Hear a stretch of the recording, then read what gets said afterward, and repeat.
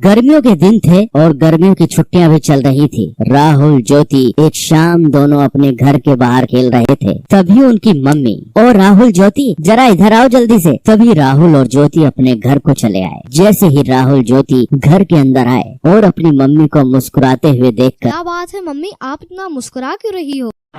बेटा, बात ही कुछ ऐसी है। तुम्हारी नानी का कॉल आया था। वह चाहती हैं कि हम उनके घर जाएं।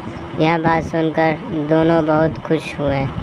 चलो पैकिंग शुरू कर देते हैं। नाना नानी के गांव चलते हैं और एंजॉय करते हैं। फिर क्या, दूसरे दिन सुबह सब लोग जल्दी नाना नानी के गांव के लिए निकल पड़े। राहुल ज्योति का नानी का घर काफी खूबसूरत और छोटा सा गांव था, जहां सब खेती बाड़ी करते थे और प्यार से रहते थे। राहुल ज्योति जैसे ही नाना नानी के घर पहुंचे तो उनके स्वागत के लिए नाना नानी तैयार खड़े थे। राहुल ज्योति को नाना नानी बोले, राहुल, ज्योति आ जाओ, हमारे पास को आ जाओ। फिर राहुल और ज्योति नाना नानी के पास जाकर उनसे लिपट गए। फिर खास नाना नानी की बनाई हुई स्वादिष्ट खाना खाकर राहुल ज्योति ने थोड़ी देर आराम किया और फिर दोनों अपने नाना नानी हाल का मजा लूटने के लिए तैयार हो गए। ये लो, तुम दोनों के लिए मैंने खास इमली का रस बनाया है, इसे जल्दी से पी लो, इसे गर्मी में पिया जाता है। नानी की बनाई हुई इमली का रस पीकर तो राहुल ज्योति एकदम तरोताजा हो गए। फिर नानी जी ने आम के पेड़ पर एक बड़ा सा झूला टांगा। राहुल ज्योति झूले पर बैठ गए और झूला झूलते झूलते हवा में बातें करने लग गए और फिर नाना जी के साथ घूमने चले गए। और फिर रात हो गई। फिर राहुल ज्योति नानी जी के साथ रात के खाने के लिए फिर घूमकर घर लौट आए। नानी जी, मैं आपके हाथों से खाऊंगा। नानी, मुझे भी खिलाओ ना। ये सुनकर नानी जी हंसने लगी। ठीक है, मैं तुम दोनों को अपने हाथों से खिलाती हूँ।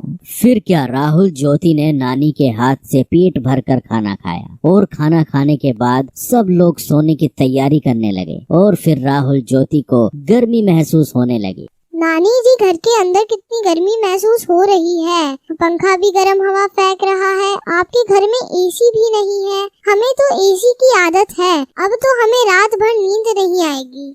यह सुनकर नाना नानी के साथ सब लोग हंसने लगे। यह देखकर राहुल और ज्योति ज्यादा कंफ्यूज हो गए।